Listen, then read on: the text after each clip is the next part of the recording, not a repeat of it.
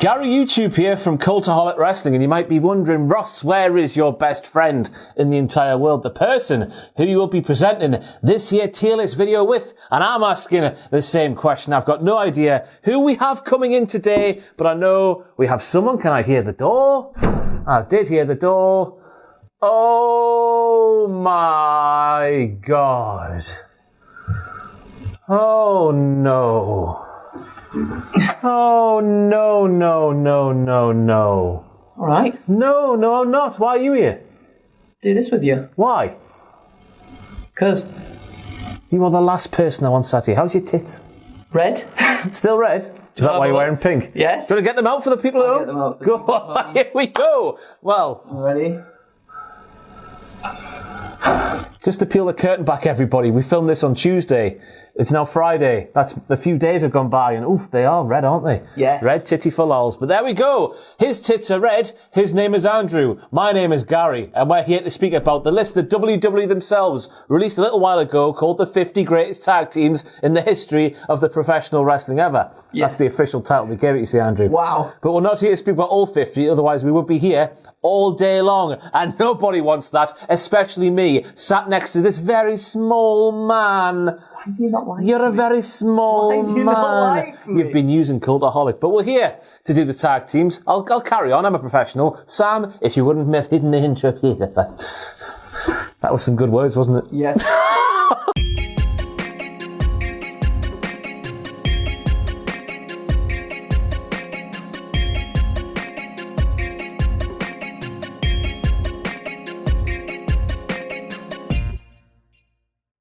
So just in case you haven't been here before, we have several tiers to put the top 30 of the top 50 greatest WWE tag teams of all time into, ranging from the best, down to lovely, down to all right, down to just about bearable, and then down in the bottom, in the bin, which I think, just based off the sheer title of the list alone that WWE released, will be empty by the end of this here video. But who knows what can happen on the tier list ranking malarkey. I want to tell everybody the rules that WWE went by in putting together their list. We're going through these 30, the top 30, in the order they were in WWE's list. Only WWE teams are eligible, meaning no gangsters, no Sting and Lex Luger, and no Mulkey Brothers. Ooh. Is that a typo? Who are the Mulkey Brothers? Not a clue. The Mulkey Brothers? The Mulkey Brothers. No idea. Rule number 2. Teams were rated only on their accomplishments while in WWE, therefore we will be doing the same here today on this tier ranking tingy. So the achievements of the Steiners and the NWA had no bearing on their placement or lack thereof here. Rule number 3. Eligibility began with the first recognised World Tag Team Champions, Luke Graham and Tarzan Tyler. I went to school with him. He's a lovely fella. Who won the titles on the 3rd of June 1971. And rule number 4. Rankings were based on everything from longevity to cultural impact. Personal biases may have also crept in. Boo! How dare you have your own opinions? That's what we've learned in these tier ranking things. You can't have your own opinions. As witnessed by an extended argument over the significance of Tony Gurria and Dean Ho. Whoa. What a name that is. What Dean a name Ho. that is. He's going to be brought up in this tier ranking thingy as well. Yes. But we'll start off with the number 30 in WWE's list. And we have first and foremost the British Bulldog and Owen Hart, who of course had one tag team title reign together, as part of their WWE run. Of course, they were a part of Camp Cornette and the Hart Foundation. They had big feuds with the likes of the Smoking Guns. So, of course, this tag team tandem, they won the tag team titles from the tag team tandem called the Smoking Guns. You ever done the Smoking Guns? The Smoking Guns? Yeah, I know the Smoking Guns, yeah. Fake Razor and fake Diesel. I'll wake up soon. We just shot the podcast earlier. So the podcast.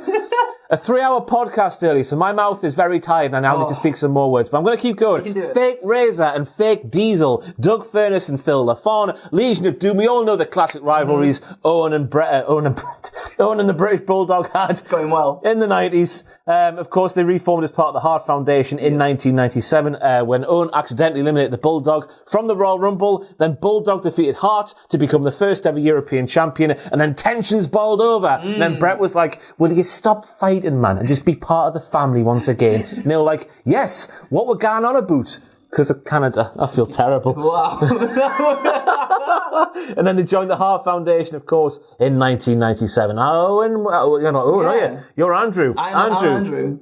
What do you want to say about the tandem of British Bulldog and Owen Hart? They were just fantastic, weren't they, together? They were really good. They had the technical prowess. I think their promo work was really good as well, always heated. At this point as well, Owen was just funny, as well as being amazing at everything, like the stuff that he did at the Slammies and things as well. He was just so funny. And together they were amazing. I don't think they had too many. Now in a tag team loss, I like it when the boys do the moves together. You know what I mean? Get some nice tag team tandem moves in there. I don't think they did that too much, which is maybe like makes it a little bit not quite all the way up there for me. It puts it a little bit down. But I mean, those two very, very good proficient wrestlers on their own coming together. You know the thing I like about them is the synergy. Because obviously in the 80s, the Hart Foundation was Bret the Hitman Hart and Jim the Anvil Neidhart. Big boy. He was a big boy with big shoulders like this. Hello, everybody, I'm Jim. That's exactly what he sounded like. And obviously, Bret was a technician, and Neidhart was a big, strong boy. Powerhouse, yeah. And then we fast forward, Owen's now the technician, and Bulldog is the big, strong boy. And a bit crazy at that as well. So I like the synergy between the two incarnations. Like I reckon, Owen, I'm so sorry. Andrew. I reckon in the grand scheme of what we're going to talk about today, I reckon this is a lovely, lovely, lovely tier tag team. Would also say that. I wrote that down in my notes. Yeah. Oh, I did. Look at that. Look at that synergy. You're not an arsehole at all, that's a lie. But of course, if you want to put that first picture there into lovely, lovely, lovely tier, there we go. Next up, number 29 in WWE's countdown was Miz and Morrison. Hey, hey. Ho ho. Exactly. One-time World Tag Team Champions, one-time WWE Tag Team Champions, SmackDown Tag Team Champions as well. Although, did Morrison defended that at WrestleMania 36, didn't he? He did, yeah, on his own. Or did he win them on his own? Whatever happened, it happened. It was one hell of a triple threat ladder match, whatever it was. But yeah, of course, I guess Miz and Morrison are known for more of what they did outside the ring than inside the ring. You don't want to do that too many times, otherwise it'll... Are you recording? Yeah, I'm recording. I was just checking. We'll do a cut. Well, we'll keep it in. Why not? We'll peel the curtain back. Don't open OBS again. Sam, I'm sorry. Okay. So I just wanted to see Sam. He'll come down on me. He'll hit me. Sam will batter me. Yeah, I'm not in there, so it's fine. He beats me with a belt. Yes.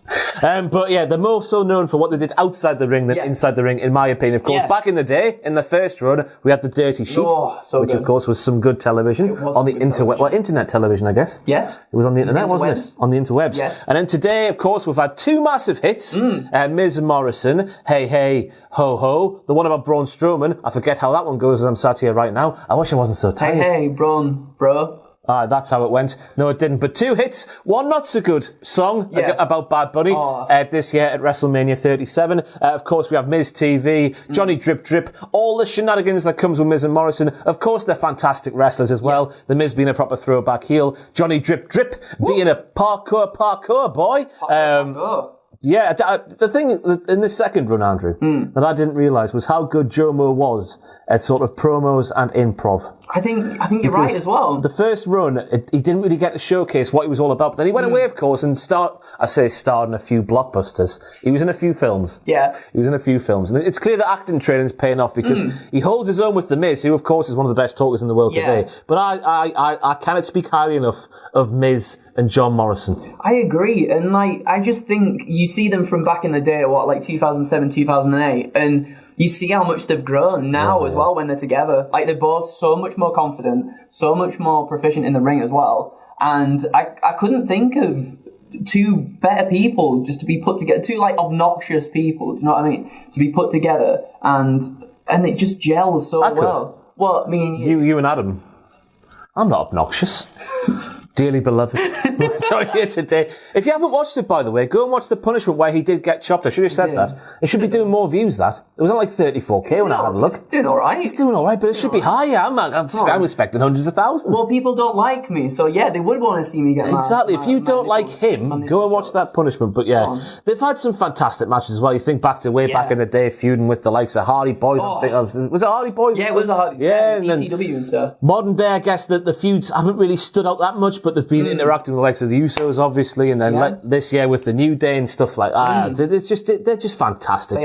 In the grand, this is a hard one, because in the grand scheme of things, in amongst the greatest tag teams of all time, are there? Because they're at least on the same level as Owen and Bulldog, I would say. I think so as well. But maybe have we put Owen and Bulldog too high in the grand scheme? We'll find out later on in the tier list. When we get going. But like you said, thinking about it, it's a weird one because Miz and Morrison, you do put them together, but you don't necessarily think of Miz and Morrison as a tag team like the Hardys or something like that. Yeah. Which maybe they I was going to say maybe they should be because they've done so much together, but at the same time, we don't think of them in that caliber, I don't think. And of course, we are just basing on what they have done as a tag team in the WWE, not as single stars or anything like that. So I reckon if we're going to put Owen and... I keep wanting to say Owen and Brett. Owen and Bulldog there. Put them on the same level as them. Because that's just, in terms of what they did as a tag team in WWE, Miz and Morrison are no worse off than those two there, Are you ready? I'm ready. I'm ready to suck it. Next up in number 28, we have the bar. That's what I used to do on WTF, was dab for some reason, because the kids like it and whatnot, and I'm clinging on to my youth. 4-time Raw Tag Team Champions, 1-time SmackDown Tag Team Champions. We all know the story of how they came together. They were feuding for a while, then realised, hey ho, I like the way you do the fighting. Let's have a wrestle together, but on the same page this time. Feuds, of course, with the New Day, Good Brothers, Hardys, The Shield.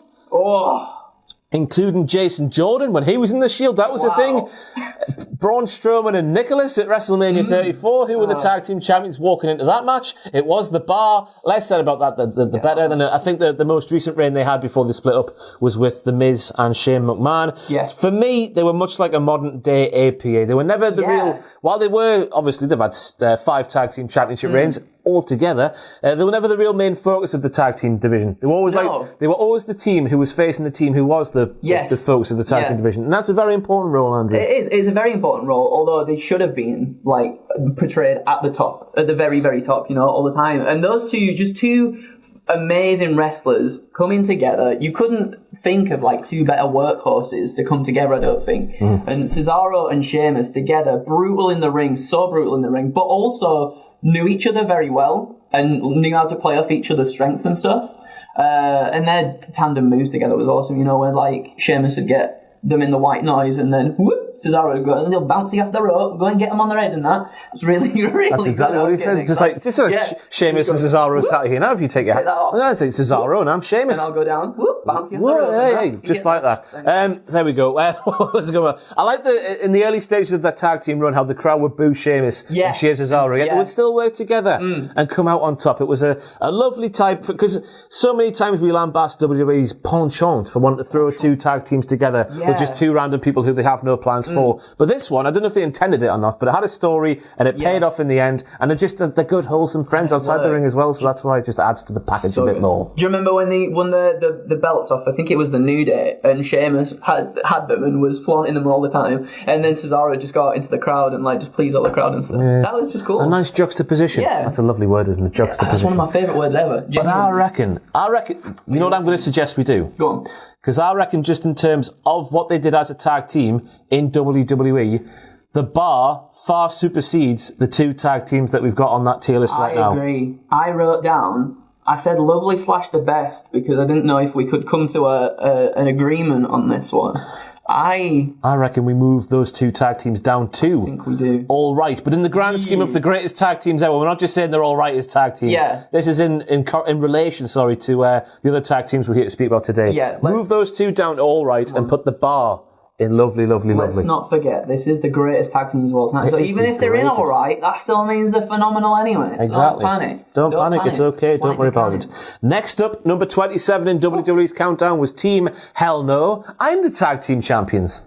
Yeah, I'm the tag team champion. No, I'm the tag team champion. No, I'm the tag team champion. No, I'm the tag team champion. No, I'm the tag team champion. It was much better when Kane and Daniel Bryan did it, honestly. But of course, they had 1 tag team title reign in WWE. Again, much like Miz and Morrison, it wasn't so much about the stuff inside the ring, for me personally anyway. It was all the stuff outside the ring. You're thinking about the hug when we eventually got there. But before that, the sort of the vignettes in the cafe and whatnot, where Daniel Bryan's having a yes-gasm, let's call it, in public and while eating some pancakes or whatever they're eating in that diner Steiner, and Kane's given it as good as he's got as well. The segments with Dr. Shelby, all the stuff outside the ring just proved what fantastic, versatile performers both Daniel Bryan and Kane are. The stuff in the ring wasn't too bad either. I'm thinking about their interactions with the Shield and stuff like that. It's in their first run, of course, they came back together when Daniel Bryan made his return to the ring in 2018, just after WrestleMania 34, but that came in because of a kayfabe injury for Kane, which was covering up a real-life injury. It was. It was like, what happened backstage? He got like his foot slammed in a door or something. Something like that, yeah. And he came out.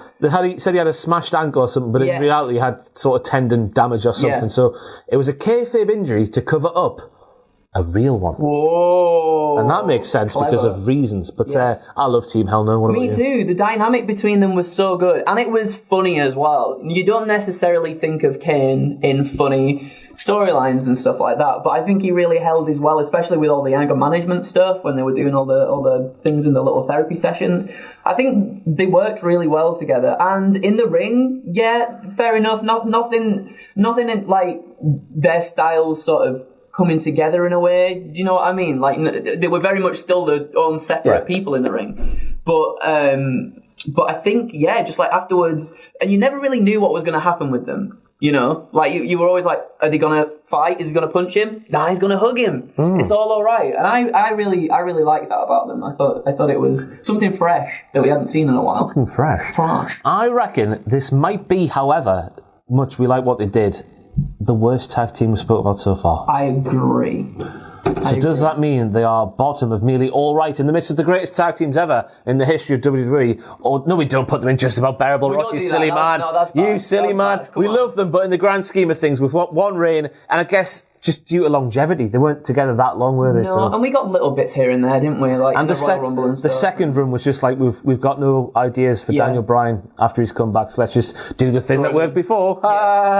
So, what do you reckon then? Bottom of all right? Yeah, I reckon, just in comparison with the other two teams. So. But love it all the same, but I reckon it's the bottom of those two teams right there. Next up, we have Andrew's favourite tag team of all time. We have the Foreign Legion, who were, of course, Nikolai Volkov and the Iron Sheik, Sheiky Baby, and all that kind of stuff. One-time WWF Tag Team Champions. Naturally, of course, one of the most hated tag teams in the history of professional wrestling, full stop, because they are dirty foreigners. That's it, back Not my opinion, but back in the 80s, if you were foreign and you went to America, they didn't like you, did they? No, they didn't. They weren't Hulk Hogan. They weren't welcoming like us British folk. We would have loved the Foreign Legion over here in the UK. Yes, we do, don't we? Yeah. Yes. Yeah, we love them. Yeah, we do. Yeah, they would come up with their flags, waving the flags and whatnot. Just old-fashioned, proper basic bitch heat. But it works, so why not do it, I guess, back in the 80s. Of course, Volkov would sing his national anthem.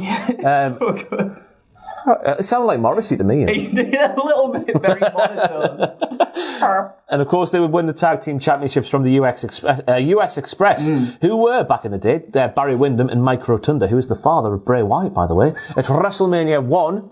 And they said 31 there. 31? At WrestleMania 1, thanks to the help of classy Freddie Blassie's wooden stick. Oh. Which is not a euphemism, he had a cane. Just, how can you, like... They were so perfect for that era, weren't they? I mean, obviously back then it's very much black and white, good versus bad, and they just healed it up so much.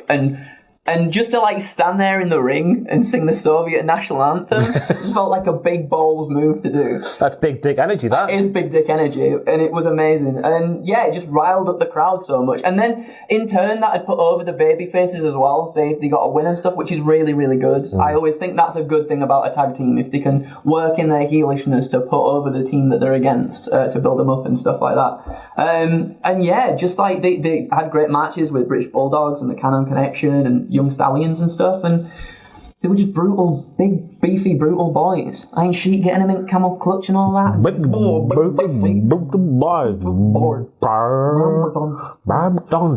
Who was not part of the Foreign Legion, we should know. But of course, these two lads were down the road. You see them in the pub all the time. They were more famous for their exploits as single stars, of course, but the fact that they were both big old bloody heels at the time, put together in a tag team, it just made sense. And of course, it took part in the first ever WrestleMania. Yeah. So that's a signal that it worked. That's very true. There's a signal that it worked. But in the grand scheme of things, because they weren't together for too long. No.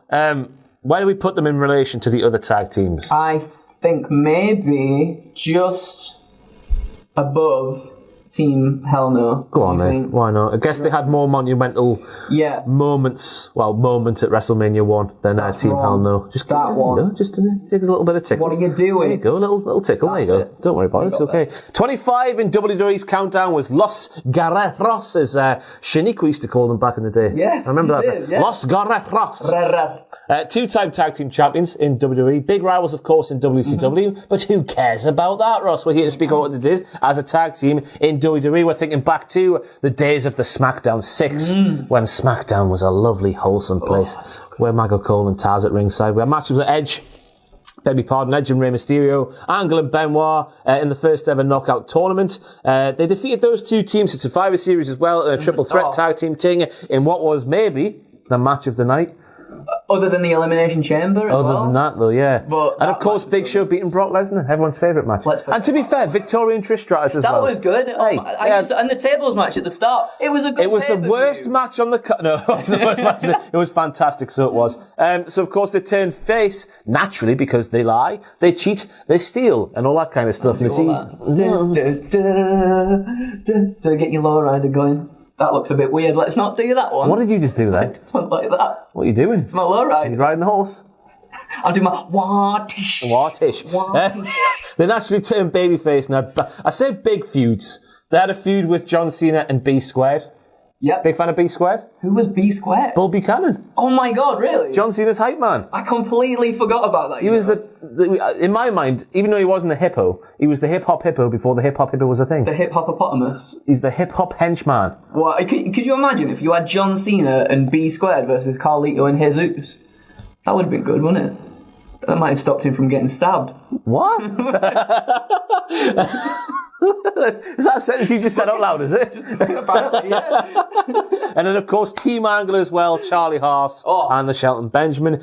Chavo would get injured, of course, at one point during their run, I think it was during the second tag team reign, which would force Tajiri to replace him, and then that would sort of naturally build a splitting up point for Eddie and Chavo getting jealous of, Tajiri, how dare you take my spot? How dare you take my spot? But it was a bit of a red herring as well, because Chavo returned to help Eddie beat John Cena in a parking lot brawl. Los Guerreros then won a couple of matches. I've got it as well. Like Shaniqua back in the day. Los Guerreros defeated the world's greatest tag team 1 week later to win. It was just before their second tag team reign to win their second tag team title. And then they split up after losing that title to the Basham brothers. Bickering happened, and then that was it. It was a fantastic. I remember this as clear as day though in my mind. There was the Basham brothers beating down. The Basham's lying to Eddie. It was going to be a tag team... I'm not awake yet. A tag team title match between the Bashams, the champions, and Chavo and Eddie, the challengers. So the Bashams went to Eddie and said, Eddie, I think they said your wife or your family, someone involved in your family's been involved in a horrible car crash on this road, wherever. Please go and attend the scene now. Save them, Eddie, save them. So Eddie went away, leaving Chavo by himself. And because the contract had Eddie and Chavo on, Chavo had to challenge for the tag team titles all by himself. Oh, I didn't remember. Heel tactics, the Basham brothers. There he is. There's the third Basham brother. That's a second reference to the scalp. Is that getting old yet? No. But Los Guerreros, they're just fantastic, weren't they? They were so good. And, just them two together, obviously it helps that they're family and stuff, but just excellent in-ring work together. And I think one of the things I think about Los Guerreros is obviously Eddie being the big star of everything. Chavo was so good. Yeah. Chavo is, such a good technical wrestler, but also an amazing luchador, high flyer, could do, pull off Hurricane Ranas perfectly and stuff as well. They did a lot of good moves together, both using each other to damage their opponents and stuff. And, you couldn't... They make you hate them in a split second, but you couldn't hate them because they were so good at what they were doing. They're genuinely one of my favourite teams of all time, I think. They are, but where do they go in the midst of all the tag teams? Remember what they've accomplished as a tag team together? Two title reigns on SmackDown back in the day. They weren't together for too long, but they were fantastic, weren't they? I reckon they're above Team Hell No in the pecking order. You reckon? I reckon they're in there. Do you think they're just in alright? Or do you think they're in lovely? Trying to think of the big monumental moments they had together. That's a good point. You stick them where you want to. There's my 2 penneth into the mix. Because they had amazing matches with everybody. With literally everybody. I reckon they're in alright tier. Yeah. Let's agree on that. Okay. Just stick them where you want. I won't mind. Let's go above I'm going to go there. Oh, you saucy man. I'm a saucy man. Why not, eh? Put them in there. Put them in there. Next up, we have the APA. And during my research for this tier list malarkey, I had no idea that their first name was the Hell's Henchmen. Really? The Hell's Henchmen. Wow. It's a wonder that never caught on. They were, of course, managed by the Jack. Hay fever season here is kicking my arse. Pretty bad. Hell's Henchmen. Huh? Watch this. What are you doing? It's being stretchy. I've got it. He's got it. Got my water. That's all. Shall we drink the water together? Let's do it. Let's do it. Oh no, COVID? No, I just don't want to touch you. Cool. That's the content everyone watches. But yeah, Hell's Henchmen was the APA's first name. Of course, the second name would be the Acolytes, and then the Acolytes Protection Agency. Yes. And that's where they really hit the heights. Because I thought, just going off my memory banks, I thought they did nothing but be in the Ministry of Darkness as the Acolytes. Yeah. That's just wrong. That's wrong on all kinds of levels. Whoa. All kinds of levels. All kinds of levels. All kinds of levels. Wow. But of course, I think everyone in unison just remembers them as the beer drinking, card playing, fake door entering, so good. just big beefy lads who beat people up, including for real sometimes, like the Public Enemy. Yep. And the Dudley Boys, those two teams, of course, one threw a hissy fit afterwards, the other one took it like real men and earned the respect of the wrestlers, because that's how things work there. That's how things work. Big dick swinging energy from the APA there. But how do you like the APA? I loved them, even back in the day. Maybe back in the day I didn't appreciate them as much as I do now, but even then I was like, oh my God, are they actually going to kill someone? I mean, Bradshaw's clothesline is my favourite finisher of all time, Andrew. Genuinely so good. Genuinely so good. And they were comedic, but they still had the brutality and the chops when they got in the ring. And I think that really made them stand apart from other tag teams at that time as well. And again, they were around in arguably the greatest era ever for tag teams in the Attitude Era at the start of the millennia. Woo! Way! That Attitude Era. The Attitude Era at the start of the millennium. The 2000s bit. And the bits before and after.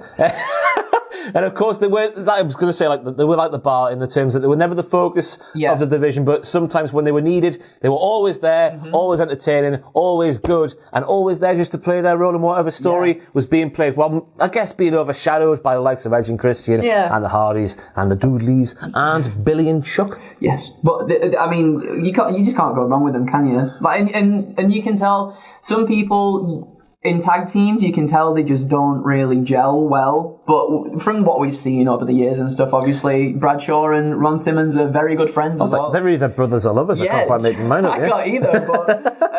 But that goes to show. That goes to, I think, prove whether a tag team is going to be amazing or not, is when they genuinely have a bond together, because they just like know what the other one's going to do straight away. And that really works to their favour, I think. So I'm going to say, with 3 tag team title reigns under or in and around their belt area, they go in lovely. I agree. Do you reckon above the bar or below the bar? Below the bar. Below the bar. Because they are the bar. They are the bar. They are the bar. What bar? What bar are the APA? Are they just a Mars bar? They are. Ooh. What chocolate bars have black wrappers with like white bits? Like and a bit of red. It's like a double decker. That's purple and orange, isn't it? Oh, I got that wrong. It's a Mars bar. That's as close as we can get. Answers on a postcard, please. What bar are the APA in terms of the colours on the t-shirts? Black, red and white. Next up, at number 23 in WWE's list, is the Blackjacks, who were around in the 70s and the 80s. Of course, they comprised of Blackjack Mulligan, who was recruited to play college football by the legendary Paul Bear Bryant. Oh. Any idea who that is? A man. No idea either. He was 6'9" and 340 pounds, and he's Bray Wyatt's granddad. Wow. And then we have Blackjack Lanza, who of course, well, to me at least, as a wrestling fan who's grew up with the podcast and whatnot, he was a long-time agent backstage. Oh, right. In the Attitude Era in the 90s and stuff like that. So that's where I know him most from. But JBL, I would always remember on commentary going on about the Blackjacks a lot, not just because he stole their gimmick and their look when he first arrived in WWE. Well, he was part of the new Blackjacks, just after he first arrived, he was just after Justin Hawk Bradshaw, that period of time when he had the really big bushy handlebar. That's because he was in the new Blackjacks with Wyndham, wasn't he? Yeah. And that just shows you how good this tag team was, because when WWE try and do the new of something, you know, first of all, the new version is going to be terrible, but the old version were actually very, very good. Yeah. They won their one WWF Tag Team Championship. Of course, this was in the 70s. Right? Well, this isn't the 70s. This is in August 1975 from the team of Dominic DeNucci and Pat Barrett. Ooh. Pat Barrett. Yes. Pat Barrett. Pat Barrett. Pat Barrett. Why are we doing... It sounds like it should be a character in Father Ted. Father Pat Barrett. Yes, it does. No relation to Wade Barrett either, I assume. They also hit the heights under the management of Brian Badonde, Bobby the Brain Heenan. I'm sorry, everybody. Captain Lou Albano as well. And of course, we've mentioned the new Blackjacks as well, who just proved how good they were. Yeah. Just a pair of big lads who would smash folk. They were like, they remind me of, back in day APA. Do you know what I mean? Like two giant big boys. And then you've got the Claw. I think it was Wyndham who had the Claw one where you just go down and grab them and no one could get out of it. Yeah, they were just big beefy boys. Very, very imposing in the ring as well. Again, like in the era of sort of just black and white goodies and baddies, they were some of the best baddies, I think, tag team wise. I thought they really played that role well. Again, especially with the Claw, no one could escape the Claw. Rootin' tootin' cowboys. That's the baddest cowboys in the wild, wild west. Blackjacks Roundup. That was a reference I love very much. That was very good. Thank you. You're welcome. I'm fantastic. You are pretty good. So where are we going here? We're together for a think few years, which is crucial to know. It is. I think then, do you reckon above Nikolai and Sheik? Why not, Why not? Do it. Rootin' tootin' cowboys. There'll be people of a certain vintage who are looking at Miz and Morrison above Nikolai and Sheiky Baby. And they'll be going, what are you doing? But, that's your opinion. We've got ours. We're not going to hate you for your opinion. What? So don't hate us for ours. Okay. So, what? I thought we were going to hate them for their opinion. No? Oh, we'll let them off then, eh? No, there's no point in hating them. There's not. It's daft. It is daft. Unless, of course, someone tries to use your company that you started from the ground up to get somewhere else. Next up, we have The Shield, Sierra, Hotel, Indio, Echo, Delta, Shield. I'll wake up soon. 3 tag team title reigns they had. Of course, we know about the rivalries. The big debut, of course, with Team Hell No and Ryback. How fantastic that was, being brought in as mercenaries by CM Punk. What a fantastic guy he is. Wonder what he's up to these days. You never hear from him anymore, do you? No, never. Ever. Never, ever. There's never a YouTube channel just doing news videos about him daily, it seems. No. I think we should fill that void. We should probably start doing that. The Wyatt as well speaks for itself. Undefeated in WWE for the longest time when they first arrived in the company. I don't know where you even go from here. It was just fantastic from start to finish, wasn't it? It literally was fantastic start to finish. Amazing matches with like Evolution and stuff as well. Yeah. Like them being able to go up against the old guard like that. I mean, that was so good to put them over even more, wasn't it? And the matches were genuinely really good too. So you can't go wrong with that. And obviously the Shield has just gone on to build them into the huge stars that they are all today. And like you said, where can you go from that? The breakup, I think we should mention the breakup, was absolutely fantastic. Seth Rollins, because the great thing was about it, they'd been around for, I think, just less than 2 years by that point. It was they arrived at the end of 2012, wasn't it? This was the summer of 2014. And Rollins has just hit them in the back with chairs. The chairs. The best thing was they didn't wait too long for the sort of the hype around the stable to go away and then break them up. They did it when they were hot. Not just in terms of the way they look, the handsome bastards. So yeah, that's a great thing. It was. From start to finish, the different contrasting styles you had.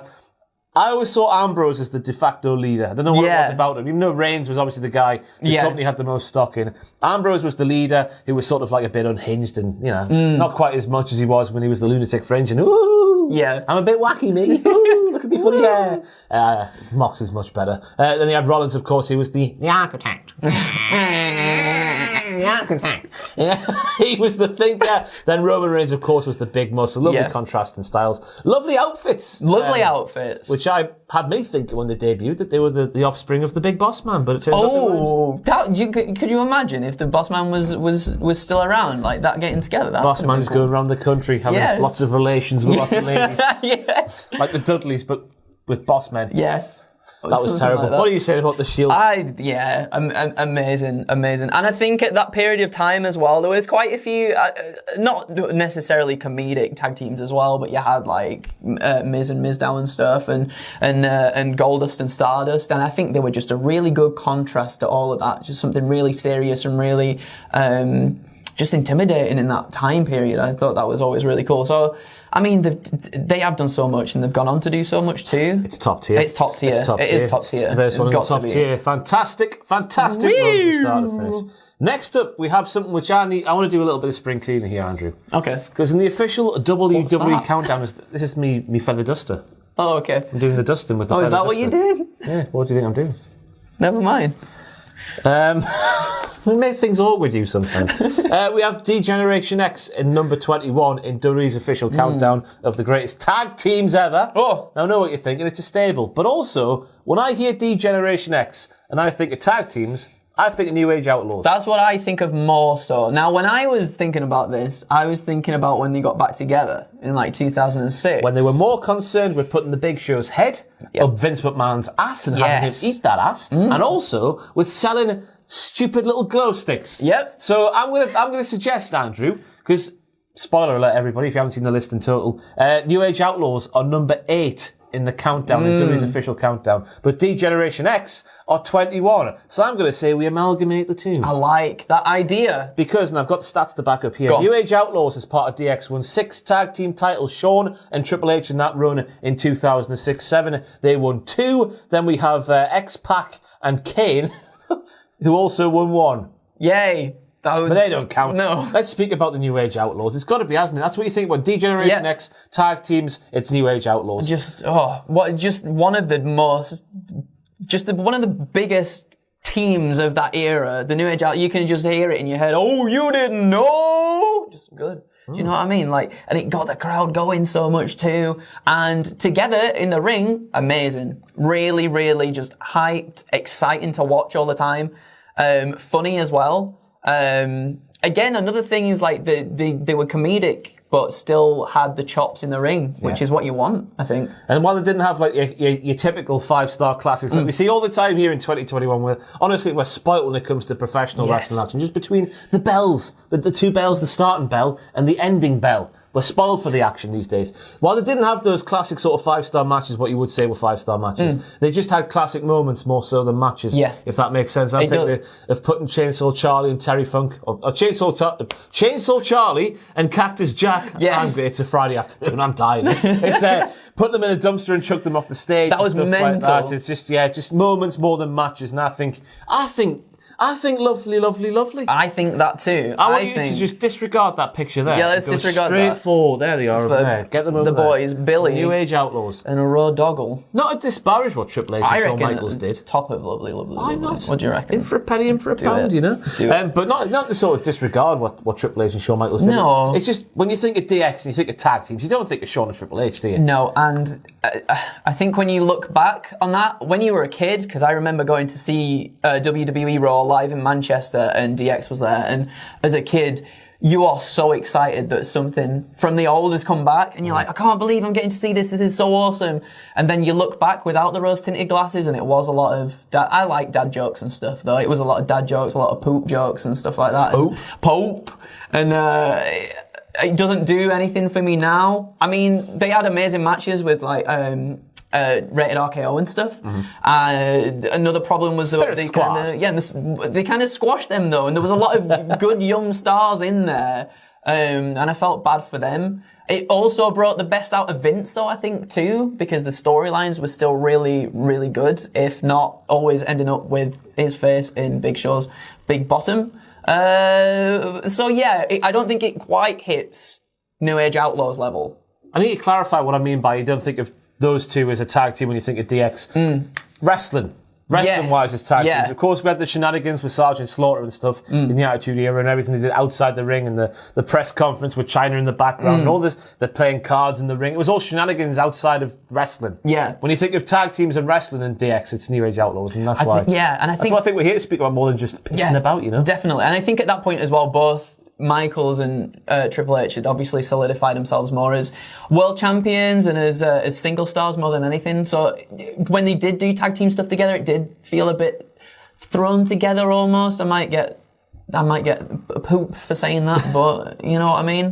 Do you get me? I know what you mean. Do you get me? Fam? I know what you mean. What you mean. But I think New Age Outlaws are DX's tag team. So without a doubt, we spoke about them there. But let's move on. Are we putting Fingy in there then? Are we just leaving Triple H. Shall we put them in there? Yeah, let's put them in there. Let's put them in there. Why not? Go on then. I reckon, in terms of what they did as a tag team, in terms of everything including the wrestling. I reckon top of all right. I don't think it's what they did. Top of all right. I don't think what they did as a tag team. Yeah. I know they've won 2 tag team titles with DX, but try and reel off the matches they had. RK. I rated RKO. Rated RKO. Big Show, Shane and Vince in the cage. In Hell in a Cell, Shane and Vince, they had a bit back and forth. Yes. Back to the Attitude Era we go. I'm thinking... I can't even think, you know. They don't jump out at you, so I reckon that weighs it down quite some. But then again, the shenanigans were so iconic, but then again, Billy and Road Doggy Dog, they were involved with some of those shenanigans, so you know what I mean? I know what you mean. So what do you reckon then? You saying top of all right? I'll let you put it wherever you want. Oh, you might hate me for this. I was going to put them, like, below the Blackjacks. Is that a bit controversial? Do you think? You do what you want, Andrew. I'm going to do it. You've got the power, you've got the mouse. That's true. But I think it's just as what they did as a tag team in WWE, I don't think it weighs up quite as much against what the other tag teams in that table have done so far. I agree. Next up, we have another stable. We have Undisputed Era. Do you like them, do you? All of them. Do you like them, do you? Give them one of them. When I say to you, NXT, NXT, Undisputed Era, tag team champions, the tag team of Undisputed Era. Yep. Who are the tag team of Undisputed Era? Bobbit Fish and Kyle O'Reilly. Interesting. So I did a little bit of digging, and I think, I don't know how reliable my sources were, but Roddy Strong actually had more matches as a tag team with Kyle. Really? Than Bobby did. Did Bobby have an injury at some point, though? Massive injuries, and Roddy kind of had to... I know, obviously, they used the Freebird rule, I think, but I think Roddy did step in for quite a few of them. And... Ross, just each one of the members of the Undisputed Era brings something different. Like Adam Cole's just all the pomp, just all the sort of like the swag and everything. Sneaky as well. The sneaky stuff. You got Kyle O'Reilly, amazing at strikes, submissions. Bobby Fish, also incredible at like submissions and stuff like that, more like classic wrestling. And then just Roddy Strong, the Messiah of the Backbreaker, just a brutal, brutal boy. And they all just bring something amazing to the table. I love them so much. You think about their exploits in? Cover your microphone. Okay! Sorry, you need to do that properly every time, don't you? The stuff with Sanity, the stuff with the AOP, even though they were as green as the green screen there, which has been edited now, so it's not even green. It makes sense to me and Andrew sat here now, but not to you. It's green. It's very green now. As green as grass. I was going to try and do something different there, but it's failed miserably, isn't it? As green AOP with as green as grass. As green as the Martians from Toy Story. As green as the Martians from Toy Story, just the skin part, not the outfit part. Yep. British Strong Style as well, of course. British Strong Style got... it was Moustache Mountain, of course, wasn't it? Or British Strong Style as a whole, who got the big NXT tag team victory over here in the UK. Do you remember that one? I do remember that one. It was amazing. Because they were so good, they'd be in Undisputed Era, pronouns pal. Ooh. It got a big pop and it meant a lot. They did, yeah. They've had so many good matches, obviously with Imperium as well. Imperium. So good. Obviously, when the Broserweights were going and they won the tag team titles off Fish and Kyle O'Reilly, that was such an amazing match as well. They gel well with everybody that they're in the ring with. They adapt really well to everybody. And ironically, everyone else is well gel of them. Yes, they do. Yes. Wordplay. Word life. It's basic Tweddlenomics. I'm going to go for lovely. Really? Yeah. Okay. I'm going to go top of lovely. I would have said the best, Ross. How long were they together for? 3... until... Was it end of this... towards the start of this year? So 4 years? This might be controversial. Do we have to put the caveat in that it's NXT? Don't do this and therefore a different set of... Don't do this to me. And therefore a different set of... No, I'm just saying therefore a different set of eyes was booking that show compared to what the rest of the tag teams are being booked by. I know the Blackjacks are more so done by Vince Sr. than Vince Jr. Okay. But I'll go... you know what I mean, though? Yeah. I'll go top of lovely. Put them in the best. Put them in the best. Are you sure? Yeah. It's the summer. It's the sound of the summer. Go on. Next up, we have the Soul Patrol, which of course was Rocky Johnson, who has a son. Not too many people have heard what this son's gone on to achieve in his life. I hope his son is okay and alive. And we have Tony Atlas in there as well. After just 2 months together, they beat the Wild Samoans, one of which also has a son, and no one knows what he went on to do. Not a clue if any tribal chiefs or something to do with that. Not a clue. They were together for 2 months before defeating the Wild Samoans, who were the big bad boys of the time to win the tag team titles, becoming the first ever African-American tag team champions in the WWF or the WWF. Atlas was just a powerful man. Yes. Rocky Johnson had everything his son had, and maybe just a little bit less in the promo department, I guess. If you're going to split hairs. But you can see why The Rock is so energetic and charismatic and just fantastic and everything, because his dad was very much the same. Yeah, just his punches. Obviously, I think Rocky is very looking, spitting and slap. That's obviously, I think, very much influenced by his dad there too. A very good combination of people, like you were saying. Atlas just a powerhouse, but could still fly around the ring as well, doing all the crossbodies and stuff. And Johnson just being such a showman all the time. And I think you're right in terms of the promos might not have been quite as where they are with his son. Not quite as good as The Rock. Not quite as good as The Rock, but still like the accomplishments. You know, the first African American tag team champions, which is insane to think about. That's so cool. And yeah, just they were exciting to watch in an era where personally, obviously, me being and yourself as well, obviously being a bit younger than those eras, exciting. We weren't born. That's very true. But they were very exciting to. You go back and watch their matches now. Very exciting to watch still. So I think that really puts them up there. But the longevity. Oh, it wasn't too long, was it? Not there, because just after the next few months after winning the titles, they defended them against the Wild Samoans in events around the country, and then the North-South connection of Adrian Adonis and Dick Murdoch defeated them for the titles as Adonis pinned the Johnson. Oh, and then they just split up, and that was it. That was the one. Which is sad, because them two together were genuinely very, very good. They were, but you know, it wasn't all that. The big run we're talking about here wasn't too long, but the fact we're still here speaking about that today, and WWE reference it from time to time with the Hall of Fame coming on and stuff like that. I think Rocky Johnson went in just a couple of years ago, wasn't it? Just before he passed away. Yes, yeah. So yeah, rest in peace, Rocky Johnson. Rest in peace. So it depends where we put longevity in the pantheon of what counts in this tier. Do we also factor into the account that they were the first ever African American tag team champions as well? Because that's obviously like a big deal. Yeah. So I think they've got to be in lovely. Go on, stick them in lovely. Stick them in lovely. Whereabouts we going for? Above the APA. Yeah, I reckon above the bar. Put them at the top. Go on, then. I don't know. Put where you want. I'll put them there. They're all fantastic teams, aren't they? Next up, we're going back to the olden days in WWE's list. In number 18, we have Mr. Fuji and Professor Toru Tanaka, three-time champions way back when in the 70s in the WWF. The Worldwide Wrestling Federation. That's it. Tanaka was massively strong, while Fuji was not quite as strong, but he was very cunning. He was a little, which of course he took over. I dare to call him that. Whose face? I don't. Which of course he took over to his managerial career. Mr. Fuji, arguably, and I'm just saying that because of course myself, I'm nearly 29. You're nearly 28. You're nearly 28.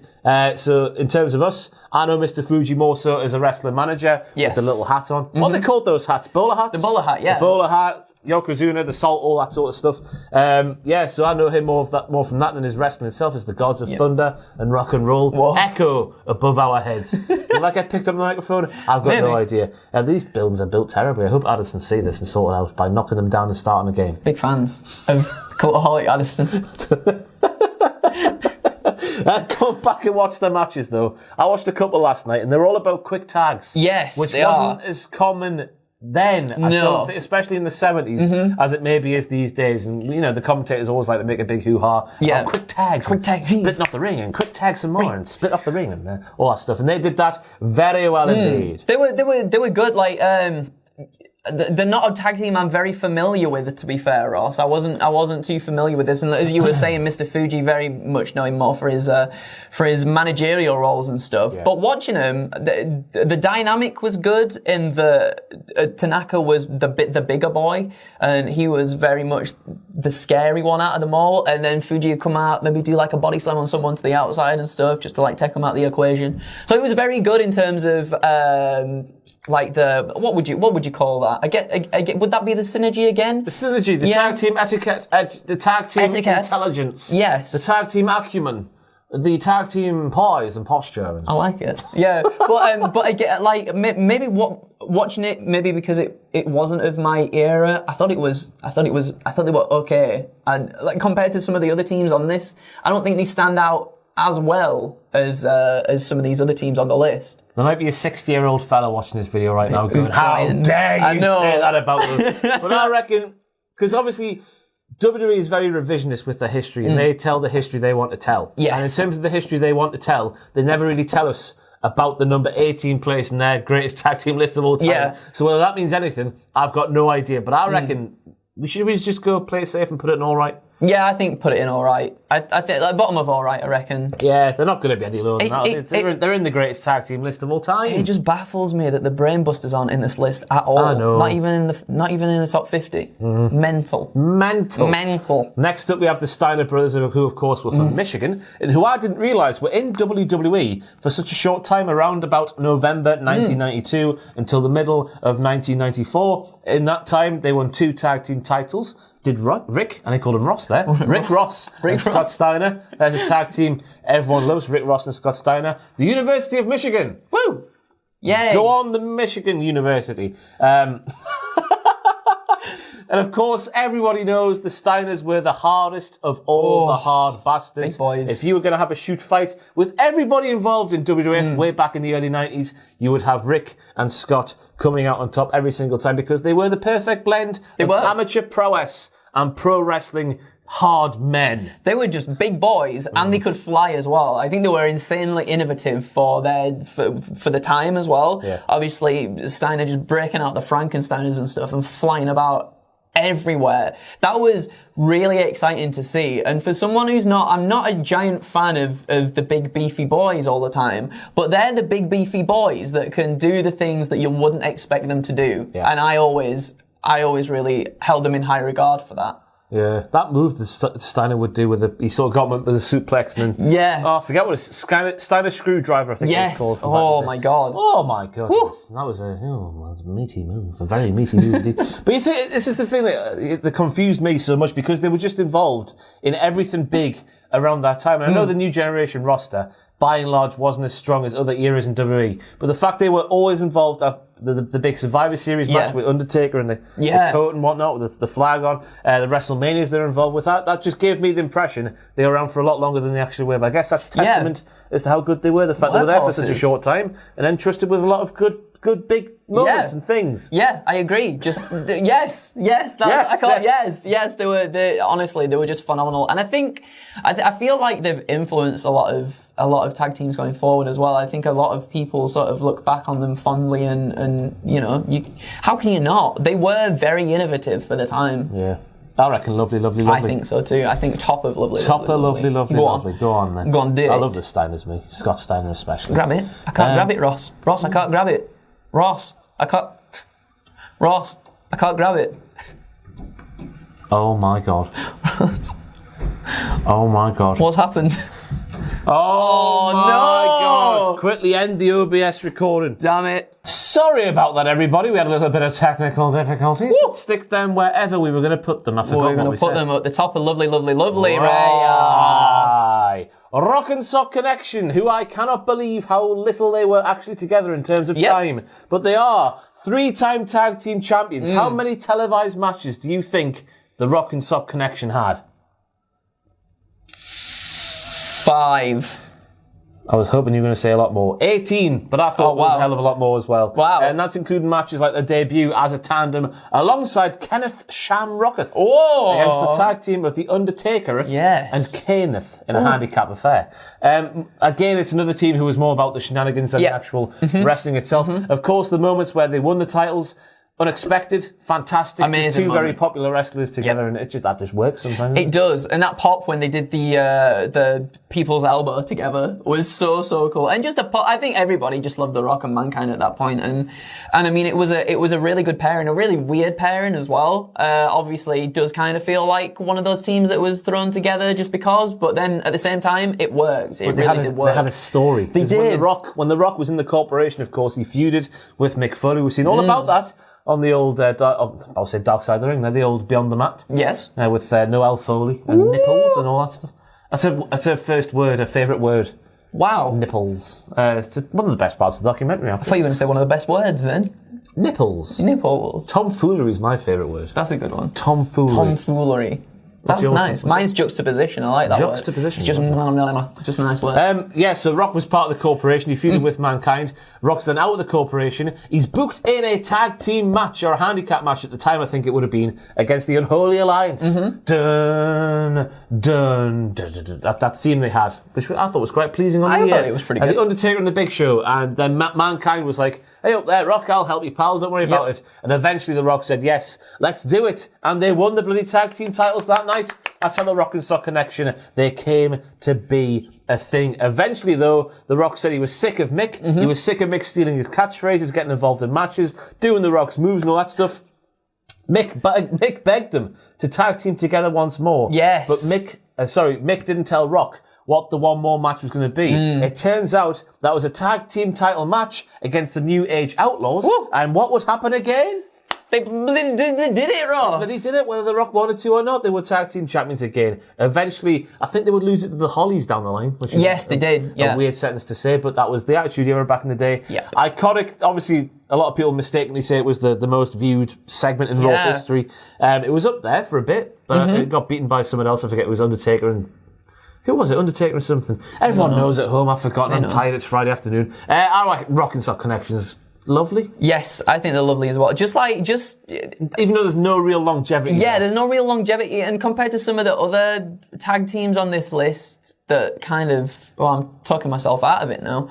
Because I was going to say, you've got the Guerreros and people like that. And the Rock and Sock connection was just a good dynamic. And it unlike tag teams nowadays in WWE, it actually forwarded a storyline, which was really cool.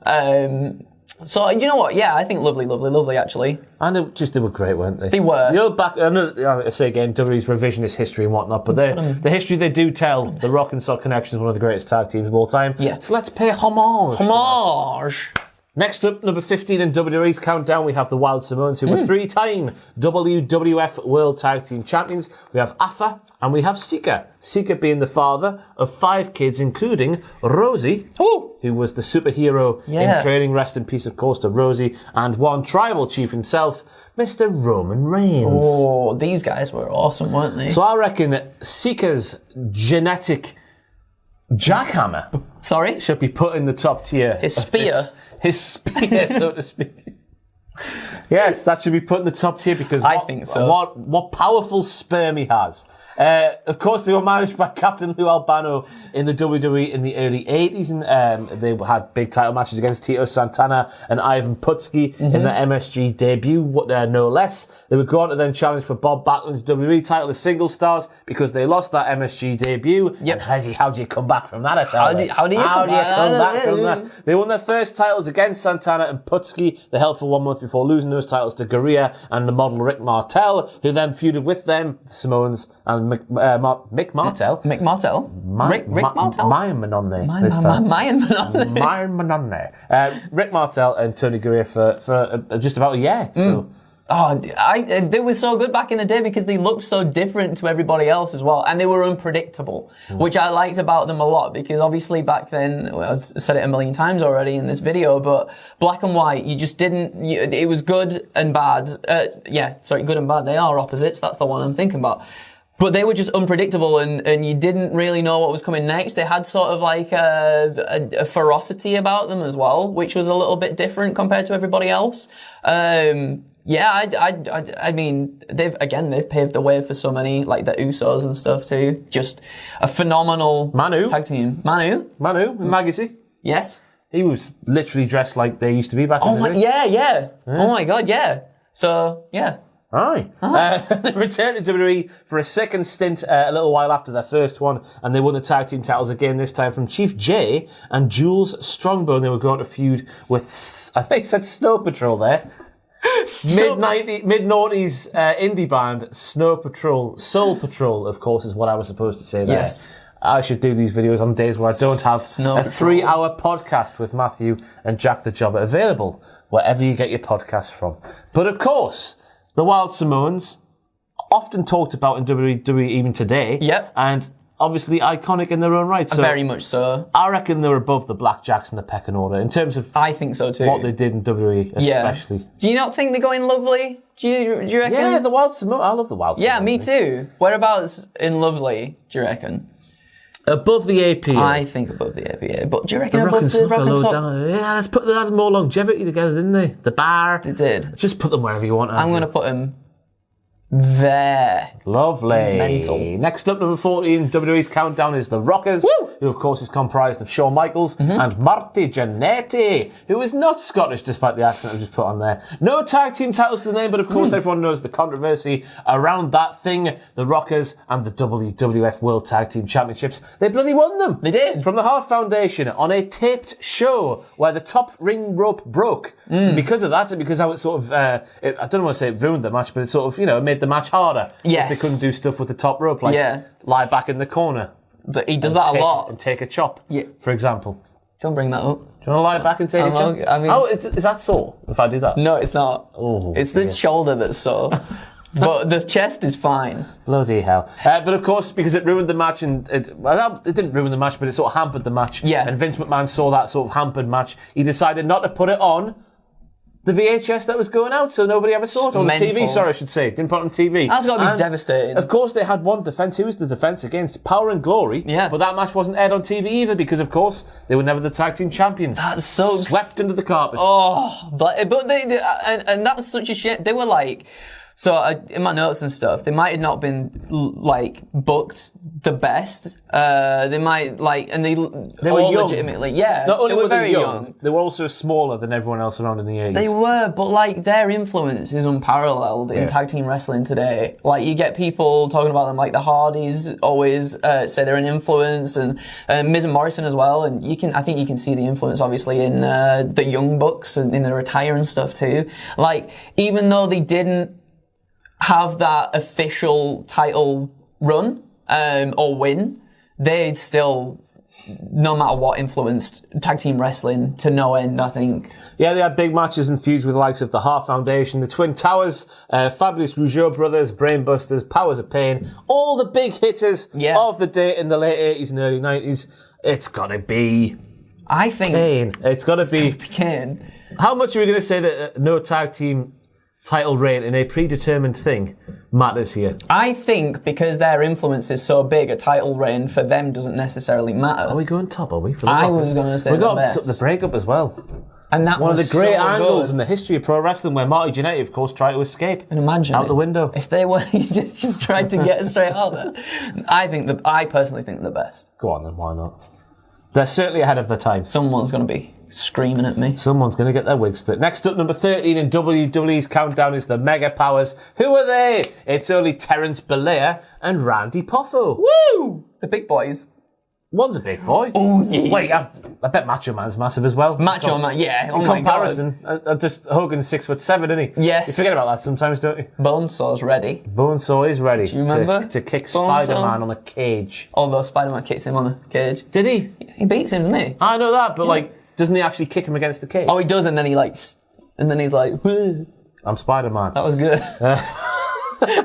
No tag team titles, of course, for the Mega Powers, but it doesn't matter about that. They were both singles world title holders. Of course, we go all the way back to before the Mega Powers were a thing. Randy Macho Man, the Macho Man himself, is the Intercontinental Champion. He's fighting against Hogan, who was the good guy. Macho Man is the bad guy. Eventually, Savage is looking to take back the IC title from Honky Tonk Man. Elizabeth is watching Honky Tonk Man beat down Macho Man Randy Savage. Macho Man, he cannot recover. Elizabeth's like, what do I do? What do I do? I cannot let me husband die. So she goes backstage. She gets Hulk Hogan, and Hulk Hogan Hogan scares the honky-tonk man away, and thus the mega powers are alive. I am a real American. Are you? Nope. Interesting. What are you saying about the mega powers? I think these were another one that was good because of what we got from it.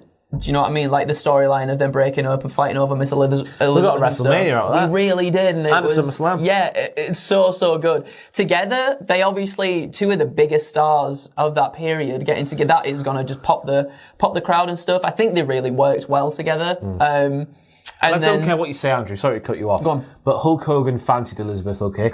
He did. He fancied her. I'm Team Macho Man all the way. Yeah, me too. Yeah. I am as well, yeah. Yeah. Hogan fancied her, and he overstepped the mark. Putting a lady on his shoulder. Just disgusting behaviour.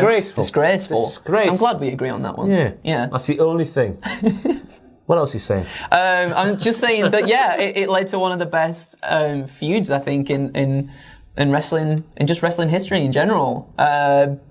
And because of that, again, maybe it's, what do you reckon?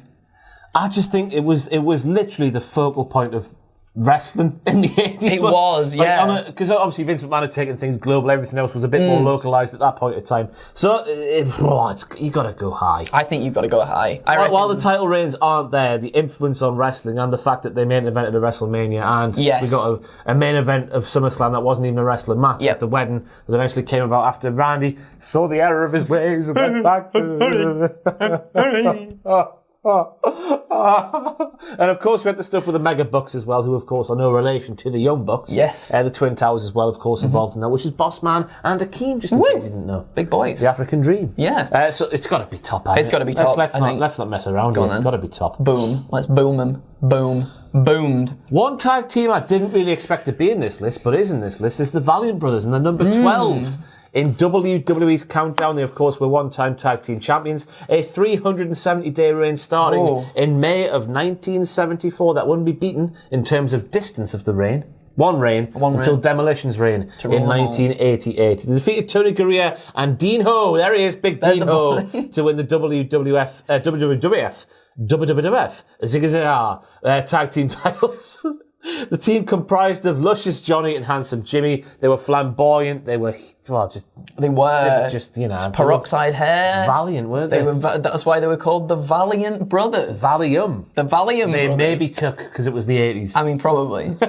You know what Undertaker's saying out there? Stabbing each other and taking drugs. Yeah. That's real. That's what real men do. That's what we should do now instead of sitting here talking about wrestling. We should go outside and just take some Valium. Stab each other. Stab each other with a pair of scissors. So you go. That'll prove our manhood. But yeah, different for the time. Again, watching a video online, and Jim Ross and Gerald Briscoe just saying nothing but good things about them, just praising them so much. Again, a tag team I don't personally know too much about, but it's just something completely different. They were saying in the video, Briscoe and JR, saying that their tag team matches with Dean Ho and Tony Garea were some of the best of that era, like instant classics apparently as well. So, again, I don't know too much about them, but I think for that time, very good, stood out, which I think is a main thing, because when we think back to that sort of period, stuff kind of blends together a little bit. And, when a team actually puts themselves out there and does something different to change it up and really make you think, oh, this is different, this is cool. I think that's quite important. I don't know where I put them. I've got no idea. I don't either. That's the thing, because I just don't know them too well. But obviously, again, it's a team you never really hear spoken about today. Yeah, when we're going down the list of the great tag teams of all time, even though it's on their own bloody list. So do we? I mean, I'm feeling. Are we feeling all right just to play it safe? Yeah, I think so. And I reckon I'd like maybe above Mr. Fuji. Yeah. Boom, go on. Why not? Here comes the Axe. And here comes the Smasher, the Demolition, Walking Disaster. Woo! Randy and Keith are our middle names. Mine's John. Mine's William. What's yours? That's cool. Yeah. I like Mine's after me granddad. Oh, nice. That's cool. Yours? Mine's after my dad's best mate. Your dad's best mate? Yeah, because they're like bros, bro. Proper bros? Yeah, just like that's when my dad got his like first proper farming job was. Wow. With His best mate, John, yeah. Wow. Wow, cool. Incredible. Amazing. Not named after John Deere tractors, no? Oh, probably that as well, because my uncle he's got a tractor collection. He goes on, like, tractor...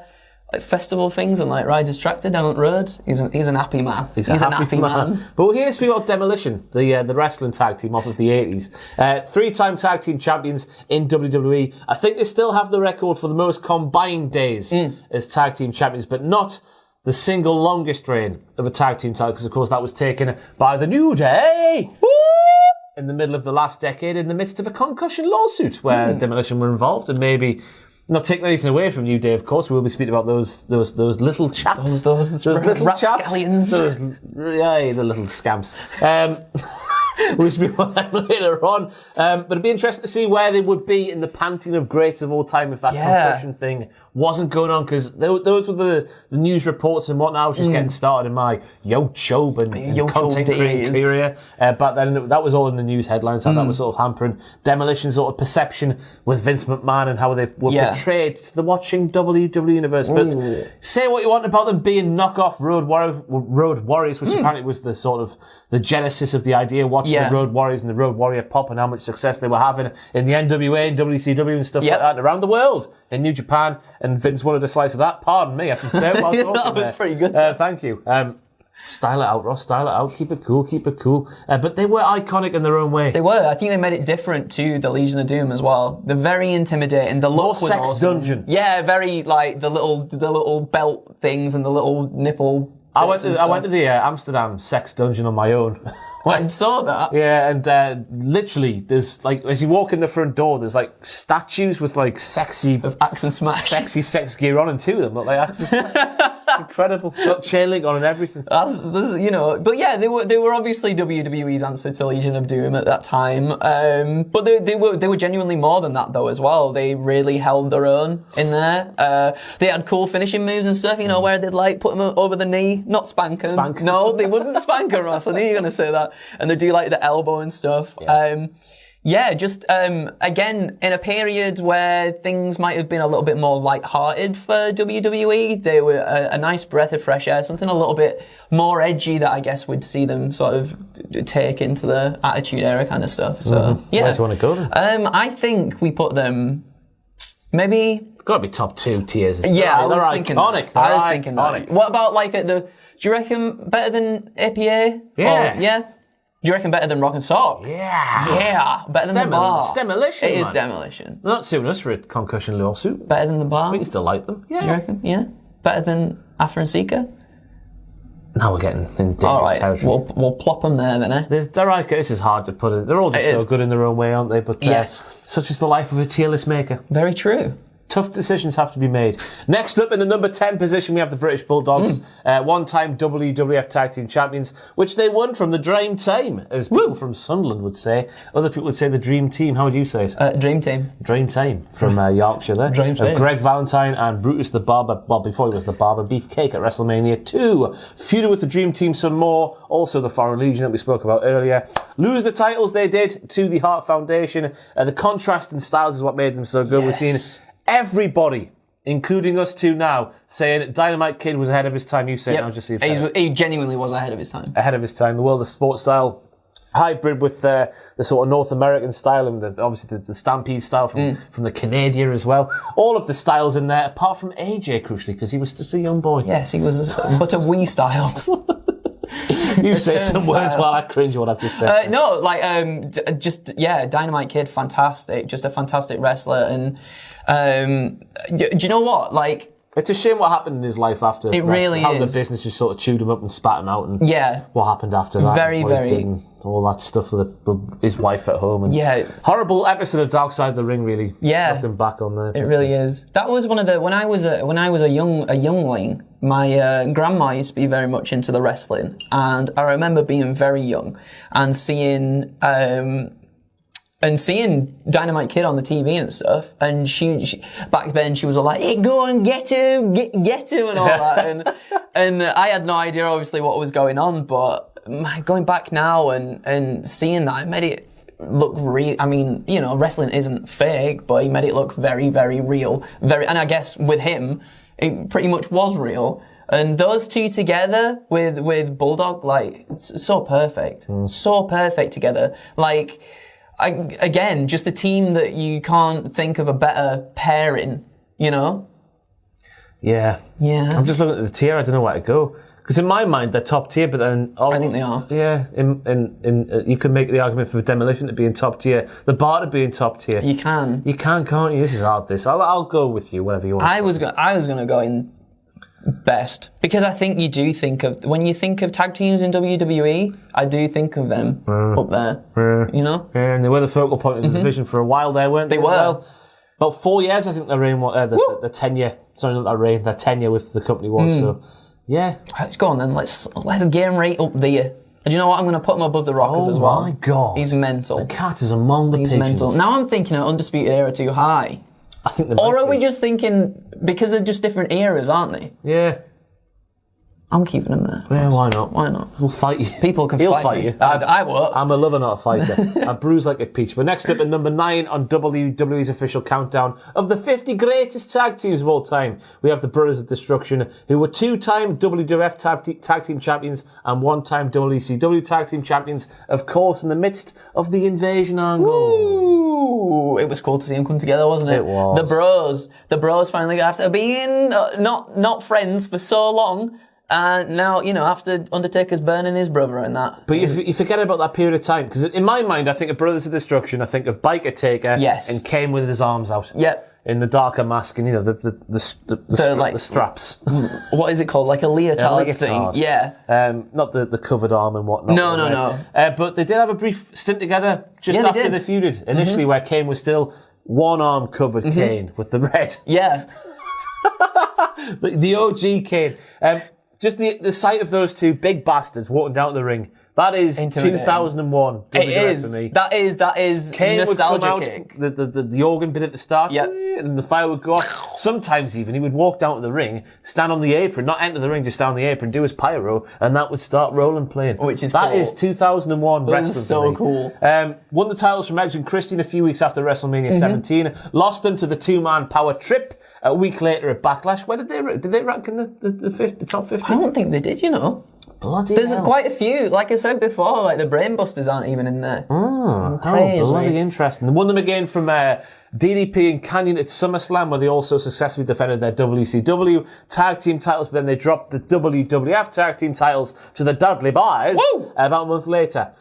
Yes, just absolutely fantastic. Love them so much. And again, two people that know each other so well, and just can do amazing things together. Like, they were just having fun as well. Do you remember when they faced off against, who was it? Funaki? Kainta, yeah. Yeah, oh my God. And they were just doing the last ride thing. And Kane did not do it. Yeah, he just like threw him over the top of his head. Silly Kane. They were just having a good time. They were just having a good time. And I think we miss that a little bit from wrestling these days, don't we? Just like that kind of spontaneity of just being daft. Here's a hot take for you. I want Sheamus and Drew McIntyre to be the modern day friends of destruction. That would be cool. Because they've got that kind of relationship. They really do. They love each other, but they also fight each other. Yeah, I agree. That would be good. Get him in. Get Sheamus to help draw out with Jinder and that. Yeah, that'd be pretty good. Why not make it happen? Just do it. They've got a fantastic on-screen relationship, those two do. But we're not here to speak about them. We're not. We're here to speak about more Undertaker and Kane, because of course they came back. Yes. Numerous times across the years. Let's just put them in the best. Yeah, let's do it. It's spanned like 4 decades at this point, if you count 2020 as part of... 2020 is not part of the next decade, is it? Yeah. Or is it? Yeah, well, decade, because decade's 10 years. Yeah, it is, isn't it? Yeah. What am I speaking about? Yeah, I tell you, I'm absolutely knackered. It spanned 3 decades, for goodness sake. Yeah, a long time. Yeah, so a very long time. Straight in the top there. Boom. And let's not speak about Saudi Arabia. Oh, yeah, I was going to say, let's forget about that one. Kane's mask fell off. Yeah. Funny though. Number 7. What are we? Number 8. We're down to who? We're number. Wait. Oh what? I got rid of the New Age We Outlaws. did. Yes, Beg we my did. pardon. In number 7, we have the Usos, who of course are 7-time tag team champions. The current SmackDown tag team champions, who we're sat here right now, having beat the Mysterios at Money in the Bank 2021. We had feuds with the likes of Tyson Kidd and Cesaro way back in the day, when we used to be all about Samoa, Samoa, yeah. When I say oos, you say oh. Oos? Oh. Oos? Oh. Oos? Oh. and an explosion. Those days, the Usos, the New Day as well. Bludgeon's now developing because the gimmick change from the face paint to sort of the paint homage to the tribal nature of Samoan heritage. Yes, all that stuff. For the kids, I thought that was, but now they're adults now. I think it makes sense. Yeah. I think it really kicked off their career as well when they did that change. I think that's when we really got the Usos. It's the intensity, Andrew. And the promos are absolutely sensational each and every time. They're just amazing. Why? Am I glad they didn't do it from the start? I don't know, maybe, because they were fine. It's just different horses for different courses, isn't it, really? Yeah, it is. And do you remember, like, the promos where I think they were just, like, sat on some dark steps, just, like, doing some really brooding promos way back when? And that was just phenomenal. They're amazing, whether they're a heel, whether they're a face team. They can do no wrong in my eyes. I think they're very, very good. And in the ring, that is. Yeah, in the ring. Yeah, very, very good in the ring. And they're fantastic storytellers as well, which is another good thing. I think a tag team needs to do that too, especially if they are very much fundamentally a tag team, always being together. I think you need to tell compelling stories, and they always seem to do that. Yeah. Straight to the top tier for me. Yes, me too.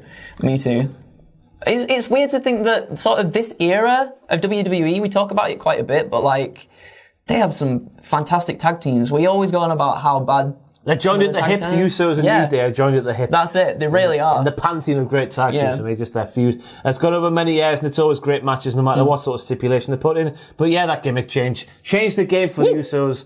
Oh, I just love them. Me too. And now the ascension to the main event as well with the Tribal Chief on SmackDown, proving the doubters wrong. Tag teams can be in the main event. They were when we were kids. Yeah, they really were, weren't they, as well? Which is insane to think about. It bloody is. Down to number 6 we go, as they say in French. 6. 1, 2, 3, 4, 5, 6. Compte. 1, 2, 3, 4, 5, 6, 7, 8, 9, 10, 11, 12, 13, 14, 15, 16, 17, 18, 19, 20. 21. Legion of Doom. 2-time tag team champions in WWE. Legendary, of course. I think, is it fair to say they were more famous for their exploits outside of WWE than they were in? Because they weren't there. They were there for 2 years in the early 90s. Of course, they came back during the Attitude Era, although we don't like to speak about that period of time, do we? No. They had the big win at WrestleMania 14 in the Battle Royal, where they came back with Sonny as LED. LED 2000. LED TVs 2000. No, LOD 2000. I went Sonny thinking of her attire with the flames. The flames. I know what you mean. I wasn't going. Are you sure? Yeah, I was. The flames, they went higher. Cool. But they came back and did well there. But apart from that, they had the weird, the horrible storyline about Hawk and his sort of real life and pro wrestling bleeding together with his troubles, and that's never a good thing. No matter who's the subject of that storyline. So agreed. Early 2 years they were in the company. 2-time tag team champions. The Road Warrior Pop is famous worldwide. Yep. Fused with the likes of the Nasty Boys and Money Inc., which is IRS and Big Ted. Big old Ted. Damn Ted DiBiase. Do a Ted laugh.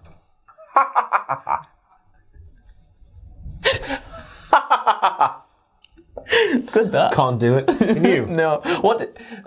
How does he do it again? It's just like. That was it. That was good. You got it. Yeah. Thank you. And of course, towards the end of their initial run in the company, they would bring in Rocco, the ventriloquist dummy, and Paul Ellering came back with them, which was a nice touch. Because obviously he was the manager elsewhere in the world of professional wrestling. But Rocco was a ventriloquist dummy, Andrew, whose original name I found out today while doing research was Freckles. I'm glad it was Rocco instead. Why was Freckles aligned with the Legion of Doom? Not a clue. Why would they need that? They don't need that. What do you make of having to change their name because Vince was like, we have the Ultimate Warrior, we have the whatever Kerry Von Erich was back in the day, whatever warrior he was. Yeah. We have plenty of warriors change your name. What do you make of all that? Stupid. It was stupid. They were already known for what they were. Yeah. Like, why do that? I don't know if that's just because Vince is like, you didn't make yourselves in my company, so I'm gonna change you sort of into what I think you should be, kind of thing. But what a fantastic tag team! Top tier. Absolutely. One that we always talk about still to this day, that influences so many people still.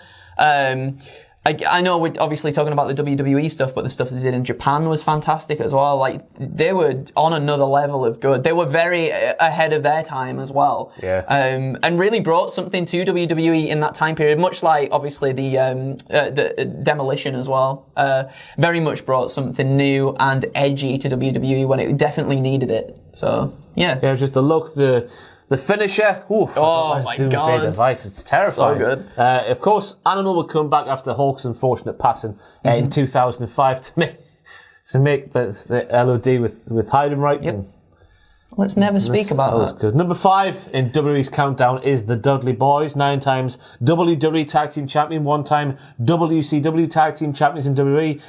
Of course, around in the era of the Hardys and Edge and Christian, tag teams for the ladies. Tag teams for the ladies. They would come out and the ladies would scream. Yes. Matt and Jeff would take their shirts off, the ladies would scream. Yes. Edge would hump the mat, the ladies would scream. Yes. The Dudley Boyz would come out with a table. The men would go, get them! Get the pretty men! Get the pretty men! Do the thing, push me, Andrew! Then you have to look like, and then you have to go, get the table. Get the table. Go get it. Go on then. You can't, can you? Nope.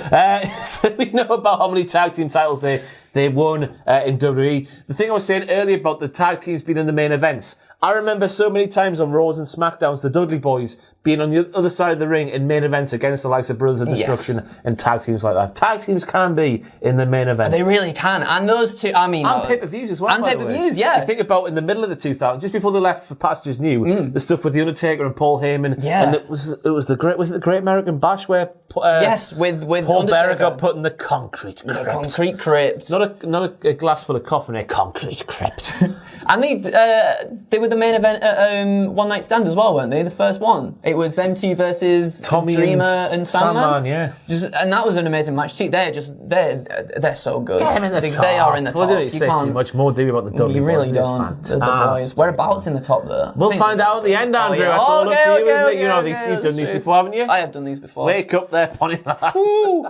I'm dying here. Number 4, we have Edge and Christian, 7-time tag team champions together, although both Edge and the Christian, they won tag team titles with other people as well. They have, yeah. Dirty sleeper rounds, Just what they like, disgusting. yeah. But of course, they went from the Brood to the Ministry to then the 5-second pose and all that sort of stuff. And it was, just, as we say, it's just different horses for different courses. Dudley Boyz were there for the fellas, just putting folk through tables and being brawlers and whatnot. Edge and Christian, the sneaky, cowardly heels. Yep. Pretty boys for the ladies with the lovely blonde hair as well. It's fantastic. Just really, really good. Funny as well. Another team that benefited from being comedic, but also could be super serious in the ring, which was really cool. Both obviously going on to prove themselves as amazing heels and amazing faces too.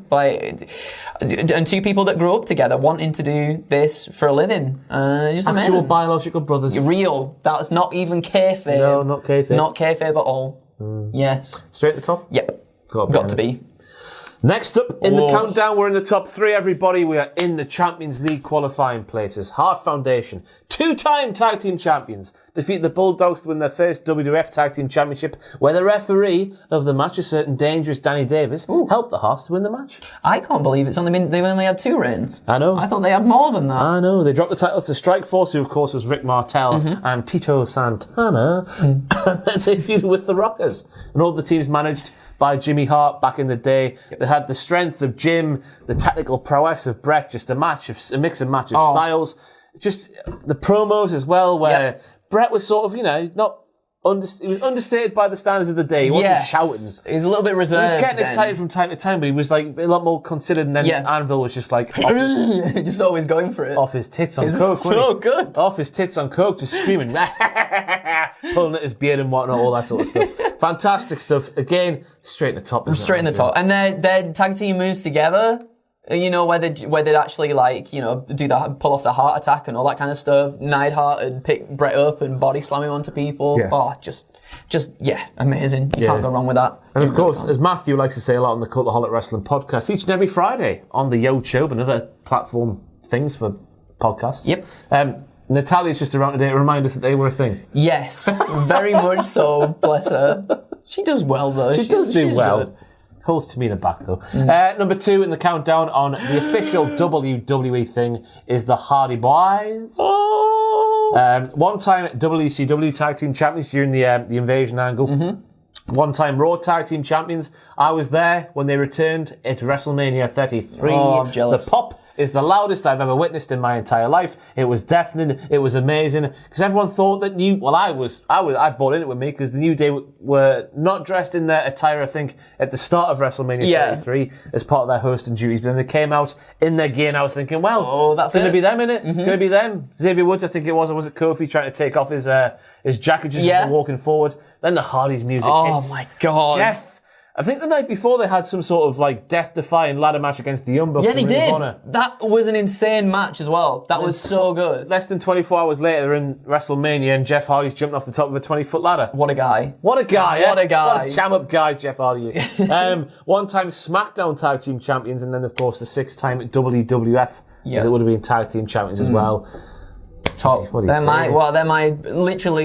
reason I got into wrestling. You do look like a Hardy boy. I do look like a Hardy boy. Look, doing all that. Used to wear all them sleeves and circles. I loved him so much. Did you? I just loved the Hardys. Public? Yeah. Really? I wanted to be a wrestler because of these guys, Ross. Like, they are the best to me. And again, another very, say like, The Rock as being innovative and high-flying back then. The Hardys coming in and adapting that, but making it into something of their own. And then you get like the whole, like the trifecta of the Hardys, the Dudleys, and Edge and Christian together. Like, they were just so good and so different at that time too. That, I mean, they've got to be in their best. I think they've got to be. They've got to be, huh? They've got to be. I agree. And then finally, WWE's greatest tag team ever is the New Day, and I don't care what you say. You can make arguments for every single tag team we've spoken about today, just about, but New Day fully justified being in that role, so a lot of people being upset at New Day being in there. I've got no idea why. No. Of course, they've been together for,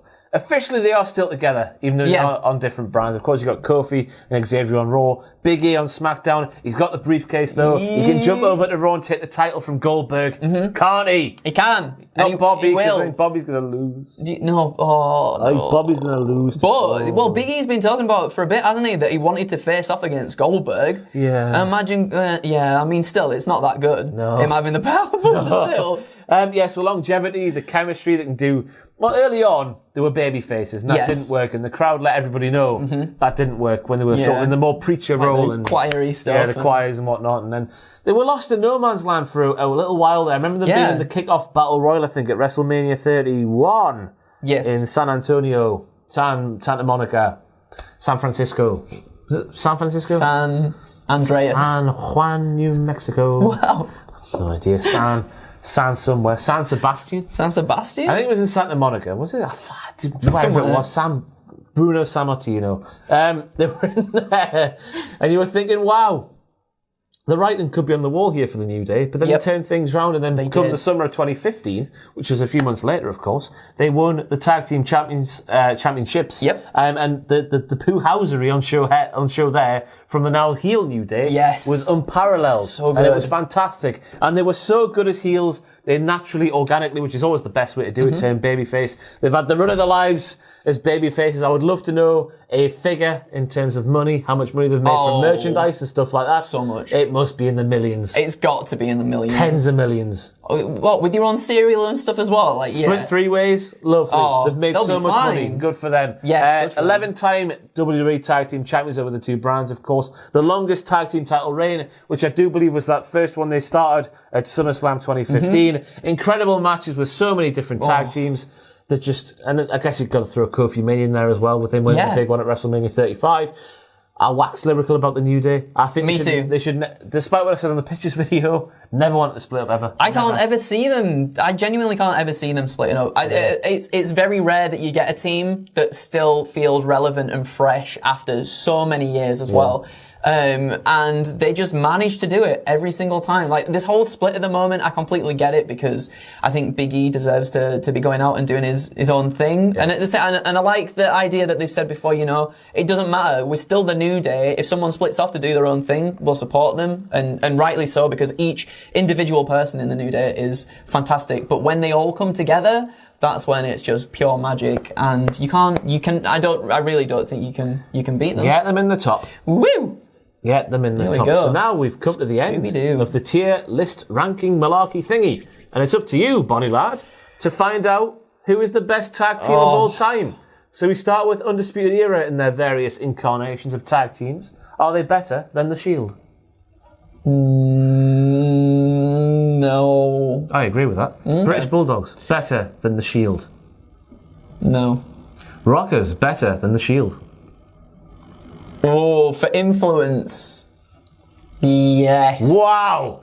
Mega Powers, better than the Rockers? Do it.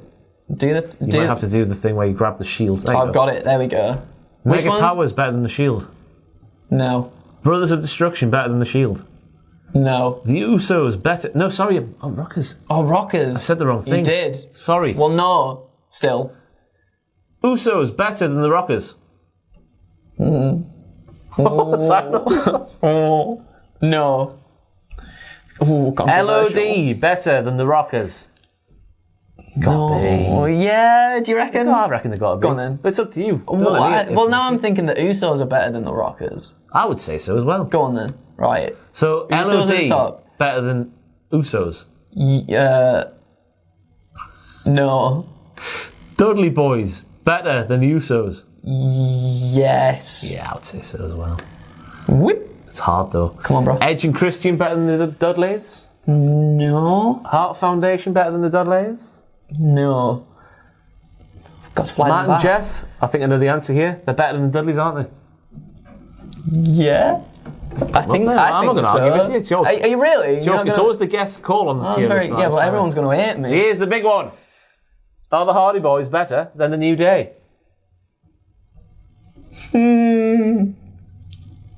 I think the New Day at the top, Ross. I think that you can't beat the New Day.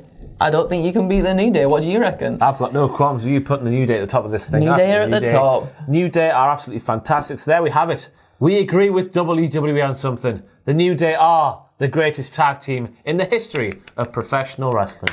Andrew. Yes. I don't like you. Thank you. But thank you for joining us today. Thank you for having me today. For this mega power of a tier ranking malarkey thing. We've been here for a while, haven't we? Yeah, it's been big. It's Any closing remarks before we go away? No.